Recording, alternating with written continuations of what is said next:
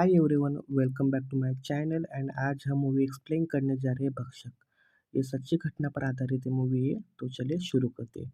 हमें मुन्नावरपुर बिहार में दिखाया जाता है जहाँ पर एक आदमी चल के आ रहा था और नेक्स्ट सीन में हम एक लड़की को देखते हैं जो दर्द से बहुत चिल्ला रही थी कि जैसे उसके साथ किसी ने बहुत गलत काम किया गया है। और साथ ही में हम ठेकेदार को देखते हैं तो जो कि हँस रहा था, जैसे कि हमें ये भी समझ में आता है कि व्यूअर्स को कि इन दोनों ने उस लड़की का गलत फ़ायदा उठाया और लड़की बहुत रो रही थी। अचानक से हम इन दोनों की बातें सुनते हैं कि ये लड़की को मतलब अभी किसी काम की रही नहीं, इसकी तबीयत भी अच्छी होगी नहीं। इधर हम लड़की की चीखें कंटिन्यूअसली सुनते रहते हैं, ये बहुत डिस्टर्बिंग सीन है दोस्तों। तो ये जो ठेकेदार होता है, जो हँस रहा होता है, वो बोलता है, चलो इसको अभी ठिकाने लगाते हैं, इसका काम पूरा हो चुका है।" तो हम बस पहले सीन में मतलब ऐसा देखते हैं कि जैसे ये स्टार्टिंग से ही मतलब डिस्टर्बिंग सीन से भरा हुआ है। तो आप देख लीजिए। हम एक आदमी को इसको उस लड़की को जिंदा जलाते हैं, उसको कोई एनेस्थीसिया देता नहीं, कोई बेहोशी की दवाई देती नहीं, उसको जिंदा जलाते हैं। लड़की रो रही होती है लेकिन वो जिंदा जलाते हैं। नेक्स्ट सीन में देखते हैं कि कि एक और लड़की के साथ ऐसा हो रहा तो होता है। मतलब इन लोगों को लड़कियां मतलब एज अ ऑब्जेक्ट लगती है कि हम कैसे भी यूज़ कर लेते हैं, कैसे भी फेंकते हैं। जैसा एक मुनावरपुर बिहार में जो रियल घटना पर है, उसी पर ये 200 मूवी आधारित है। हम देखते हैं कि पुलिस कुछ कर सकते नहीं, जोकर हमें वैशाली सिंह को दिखाया जाता है कि जो कि न्यूज़ रिपोर्टर है। और जो जैसे फेक मीडिया वाला वो जो नहीं होता है, वैसे जो रियल वाला जो न्यूज़ एंकर होता है, वैसी वैशाली सिंह है। उसको सच्चाई से प्यार होता है, जो हमेशा गरीबों के हक के लिए लड़ती है। इसका कैरेक्टर निभाया है भूमि पेडनेकर ने और बहुत ही बढ़िया कैरेक्टर निभाया है दोस्तों। तो ये मतलब इसको पता चलता है कि जो मुन्नाफरपुर में जो लड़कियों का जो शेल्टर है, उसमें कुछ तो ऐसा गड़बड़ हो रहा है, क्योंकि जब 18 साल होते हैं लड़कियों को, तो कानून के हिसाब से उन लड़कियों को बाहर किसी दूसरे शेल्टर होम में शिफ्ट करना चाहिए। लेकिन लड़कियाँ आ ही नहीं रही न जाने कितने सालों से। तो इसको मतलब ये सच जानना है कि क्या ऐसा क्यों हो रहा है? क्योंकि ऐसा तो कभी हो ही नहीं सकता कि लड़कियाँ अचानक से गायब हो रही है। तो ये जाती है शेल्टर में, पूछती है, लेकिन इससे कोई अच्छी तरह से बिहेव करता नहीं है। सभी इसको उलट या उल्टी उत्तर देते हैं, मतलब गलत सुनाते हैं। क्या तुम्हें क्या करना है? तुम खाली न्यूज़ ले लो और चली जाओ यहाँ से। तो इसको शक होता है कि कुछ तो गड़बड़ है और बहुत ही गंदी वाली गड़बड़ है। तो ये पूरा सच पता लगाती है, वहाँ से लोगों को थोड़ा इन्फॉर्मेशन निकालती है कि कुछ-कुछ मतलब लड़कियाँ जो होती है वो तबीयत भी उनकी डाउन रहती है और अचानक से डॉक्टर भी आ जाते हैं।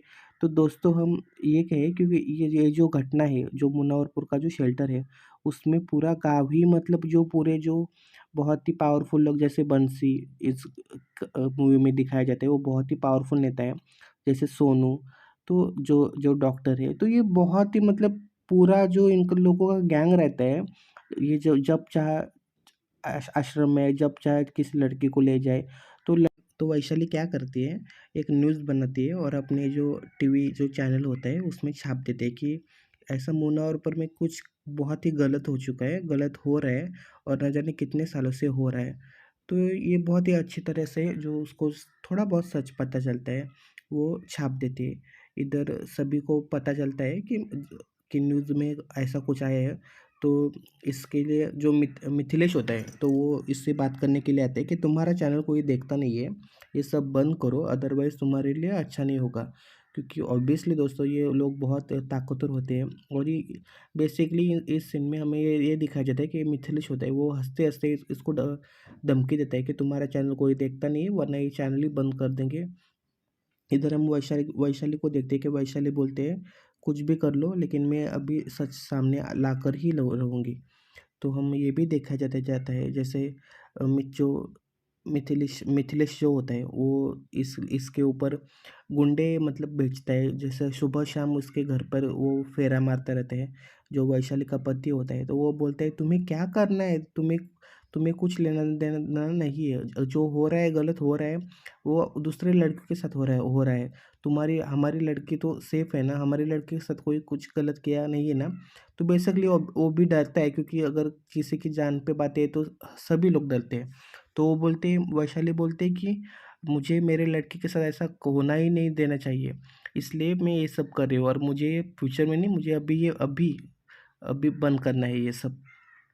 तो हम बंसी साहू को देखते हैं, जो कि हमारे सीआईडी के जो से ऑफिसर है, उन्होंने निभाया निभाया, बहुत अच्छी तरह से निभाया। हमें देखकर लगता है कि ये विलन मतलब काम अच्छा किया है।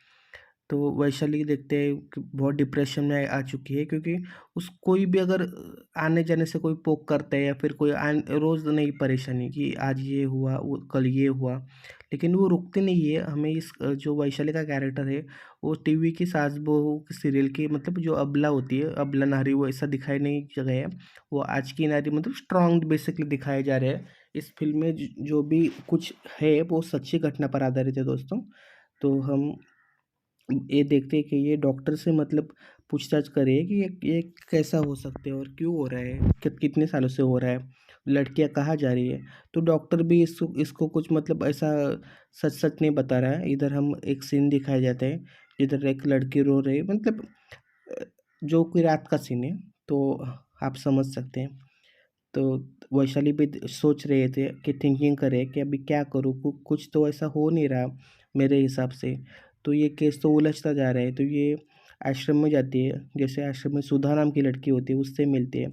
लेकिन जो न्यूज़ में हम देखते हैं और जो रियल लाइफ जो अपनी कहानी जैसे वैशाली को सुधा सुनाते हैं, तो उसके तो मतलब रोंगटे खड़े हो जाते हैं कि ये आश्रम है या कोई मतलब अ, नर्क का दरवाज़ा है। तो बंसी इधर हँसता रहता है, इधर ऐसा ही होता है, इधर ऐसा ही होता है और ऐसा ही रहेगा। तो हम बंसी को दिखाए जाते हैं जो फ़ोन करता है मिनिस्टर को कि अभी ये मैटर थोड़ा ज़्यादा बढ़ गया है, तुम इसको सँभालो। तो वो बोलते हैं अभी मुझे मेरे हाथ में नहीं है, लेकिन मैं कुछ ना कुछ करता हूँ। तो बंसी वो बोलता है मैं तो डूबूँगा, तुम्हें साथ के लेकर डूबूँगा, क्योंकि मैं तो इसमें अकेला इन्वॉल्व नहीं हूँ इस शेल्टर में। इधर हम वैशाली को पति को देखते हैं, वो जो बहुत ही सपोर्टिंग होता है, लेकिन फिर भी वो गुस्सा करता है कि तुम इस सब से दूर रहो, हमें इससे कोई लेना-देना नहीं है। अगर कल को तुम्हें कुछ हो जाए तो मेरा क्या होगा, और अगर अगर इन ये लोग बहुत पावरफुल है, इन लोगों ने अगर हमारे बच्चे को कुछ कर दिया तो हमारा क्या होगा। तो वैशाली बोलते हैं कुछ होगा नहीं, तुम टेंशन मत लो। हम नेक्स्ट सीन में देखते हैं कि जो आश्रम है, जो शेल्टर है, तो इधर एक और बच्ची के साथ ऐसा ही हो रहा था, मतलब आए दिन कुछ ऐसा एक दिन शायद नहीं होगा जिससे बच्चियों के साथ गलत काम नहीं होता है। सुधा बोलती है कि नहीं नहीं ठीक है, क्योंकि उसको एक रात पहले बहुत डराया जाता है, मारा जाता है। तो वो बोलते हैं नहीं कुछ ठीक नहीं हो, कुछ है। और जो जो वार्डन होती है रिंकू, तो वो भी कभी-कभी लड़कियों के साथ गलत काम करती है, उन लोगों को मारती है, और इन लोगों को बोलते हैं कि तुम्हें ऐसा ही करना होगा, अदरवाइज़ तुम्हें भी मार दिया जाएगा। तो ये जो आश्रम है बहुत ही दर्दनाक और बहुत दर्द भरा जो आश्रम हमें दिखाया जाता है। जो बॉबी रानी होते हैं वो भी बहुत ही गंदी तरह की औरत रहती है, जो लड़कियों को तैयार करती है दूसरों लड़की को लड़कों के साथ या दूसरों मंत्रियों के साथ। जो इधर हम लड़कियों की हालत देखते हैं जिसमें कोई ठाव ठिकाना नहीं होता, जो ज़मीन पे बेचारी सोती है, कुछ खाना-पाना कुछ नहीं होता। लेकिन वो सुधा बोलते हैं कि तुम्हें इस नर्क से निकलना होगा, मैं तो नहीं निकली, लेकिन तुम्हें भी निकलना होगा, क्योंकि यह इसमें कोई खुशी नहीं है। अगर तो किसी को पता चले या इन लोगों को ऐसा लगे कि हम खतरा है इन लोगों के लिए, तो ये मतलब लोग हमें ईज़िली मार देंगे, इसलिए तुम्हें इस नर्क से निकलना होगा। इधर हम देखते हैं कि एक ट्रक में 2 लड़कियों को ले जा रहा है, जो कुछ भी अच्छे लगे वो ये लोग उन लोगों को ले जाते हैं। हम देखते हैं कि एक जो कॉन्ट्रैक्टर होता है वो उसने फिर से एक लड़की के साथ गलत काम किया हुआ है, और जो शराब में पीता था उस लड़की की तबीयत 4 दिन हो गए, उस लड़की की तबीयत बहुत ही बुरी और बहुत ही ख़राब है। तो ये एक मतलब दोस्तों हमें ये दिखाया जाता है कि ये सब सुधा देख लेते हैं कि ऐसा भी ये खुलेआम खुलेआम हो रहा है, तो अभी कुछ ना कुछ तो करना पड़ेगा। उसकी हालत बहुत ख़राब होती है। इधर हम दोनों को चर्चा करके हुए देखते हैं कि अगर उस बंसी बोलते कि अगर वो ठीक नहीं हुई तो उसको जला दो या फिर उसको मार दो, क्योंकि लड़कियाँ तो हमारे पास बहुत है। तो इनका कन्वर्सेशन देखकर हमें बहुत गुस्सा आता है एज ए व्यूअर्स को भी, कि ऐसे भी लोग दुनिया में एग्जिस्ट करते हैं या नहीं। इधर सुधा को देखते हैं जो कि बंसी को पसंद आती है, कि वो बोलते मुझे ये चाहिए। इधर रिंकू बोलते हैं कि अगर तुम्हें ज़िंदा रहना है, तुम्हें खुश रहना है, तो तुम्हें बंसी साहब को खुश करना पड़ेगा। हम देखते हैं कि सुधा और सभी इन लोगों की पार्टी चल रहे थे। सुधा मौका देखते है कि कहाँ से मैं भाग सकती हूँ, कहाँ मैं छुप सकती हूँ। मौका देखकर ही सुधा यहाँ से भाग जाती है। तो सुधा जब भाग जाते हैं तो इन लोगों को पता चलता है कि लड़की मिसिंग है। तो फ़ौरन इस लड़की के साथ वही होता है जो कि बाकी सब लड़कियों के साथ होता है। हम एक जाते हैं कि सुधा अभी भाग चुकी है। लेकिन दोस्तों, ये जो मुजफ्फरपुर है वो सच्ची में नर्क है, और सच में कुछ ऐसा है कि इस नर्क का भी अच्छा लगे, लेकिन ये जो आश्रम है वो किसी को अच्छा न वैशाली को दिखाया जाता है। जो वैशाली एक न्यूज़ बनाती है, जैसे वो एक डेली न्यूज़ चैनल बनाती है, कि जिस जिस चैनल पे खाली मुज़ाफ़िर का जो शेल्टर होम है, उसी का ही न्यूज़ चलाते रहते हैं। मतलब अगर कुछ एफआईआर दाखिल हुआ, कुछ किसी ने बोला, कुछ किसी ने मारा, जैसे हम देखते हैं कि ऑफ़िसर को भी एक बहुत मारते हैं लोग। लेकिन ये जब सुधा कंप्लेंट लिखाने जाती है, तो ऑफ़िसर बोलता है कि ये मैं कंप्लेंट लिखा नहीं सकता, क्योंकि कंप्लेंट ही फ़र्ज़ है। तो ये सुधा एक ऐसा लाइव चैनल बनाते हैं, लाइव रिपोर्टर, कि सभी मतलब लोग बहुत शॉक में रहते हैं। बदमनसी पे बोलते हैं कि अभी क्या करें, अभी हमारे हाथ से सिचुएशन निकलती जा रही है। तो इधर हम नेक्स्ट सीन में देखते हैं, जैसे ये लोग सुधा को ही टपकाने का या मारने का सोच रहे हैं, लेकिन कानून का ऊपर से ऑर्डर आता है कि अगर रिपोर्टर को कुछ हुआ, तो सभी को इन जो जो भी लोग इन केस में इन्वॉल्व है, उन सभी को अरेस्ट किया जाएगा। ये बहुत गलत होगा। तो ये लोग बहुत फ्रस्ट्रेटेड बहुत दिख रहे हैं हम लोगों को। और जो बंसी होता है वो लड़कियों को मारता है, और वो बोलते हैं अगर तुमसे कुछ कोई पूछने आए तो तुमको खाली बोलना है कि ऐसा कुछ हो नहीं रहा, क्योंकि अब मैं तुमको पाल रहा हूँ, मैं तुमको पोस रहा हूँ। अगर कुछ किसी ने कुछ कहा तो उसको मार दिया जाएगा। इधर हम देखते हैं कि अ, सुधा होती है, वो बहुत शातिर होती है। उसको थोड़ा तो उसको भी अच्छा लगता है कि किसी ने मारा या किसी ने कुछ तो किया, आश्रम में एक उम्मीद की किरण तो नज़र आई। तो वो बोलती है ठीक है, मैं आपकी मदद करूँगी। लेकिन हम वैशाली को देखते हैं, जो उस ऑफिसर को जिसने मारा है। तो ये कि ये जो केस है बहुत उलझा हुआ है। सभी लोग शॉक होते हैं, क्योंकि आए दिन इस चैनल पे ऐसे-ऐसे खबर आती है कि जैसे लोगों का दिल दहला जाए, कि ऐसा कैसे हो सकता है, या एक इंसान ऐसा हैवानियत कैसे कर सकते हैं। लेकिन जो वैशाली होती है वो रुकती नहीं है, वो हमेशा उस चैनल पे न्यूज़ दिखाई जाती है।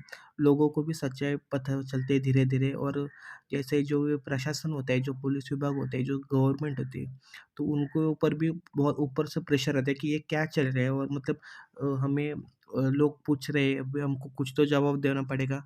तो एक पुलिस वाली होती है जो ईमानदार होती है, तो वो सुधा और वैशाली की बहुत हेल्प करती है। और उन लोगों को भी सच्चाई पता चलती है। सुधा जो अपना रिकॉर्ड होती है, वो ऑनलाइन रिकॉर्ड बयान देती है कि ये मेरे साथ ये हुआ। तो मतलब जो पुलिस वाली होती है, तो वो बोलती है अभी हमारे पास प्रूफ है, अभी हमारे पास सबूत है। तो इस सबूत के वजह से हम इस केस को सॉल्व कर सकते हैं, उन लड़कियों को न्याय दे सकते हैं। तो जो वैशाली होती है वो चैन की सांस लेते हैं कि हाँ, अच्छा हुआ, क्योंकि ये बहुत ही गलत हुआ, और जो मिस्ट्री है वो सॉल्व हुई। लड़कियों के साथ बहुत गलत काम हो रहा था, और छोटी-छोटी बच्चियाँ थी। जो इधर हम देखते हैं कि जो सुधा होती है वो ऑनलाइन बयान दे रही होती है। सभी लोग हैरान परेशान होते हैं कि इतना गलत हमारे साथ ऐसा हो रहा था, या हमारे बीच में ऐसा हो रहा था, लेकिन हमें पता भी नहीं था कि कब इंसान हैवान बन जाता है। इधर बंसी बोलता है कि सभी लोग मैं अकेला इन्वॉल्व नहीं था, सभी लोग बराबर के इन्वॉल्व थे।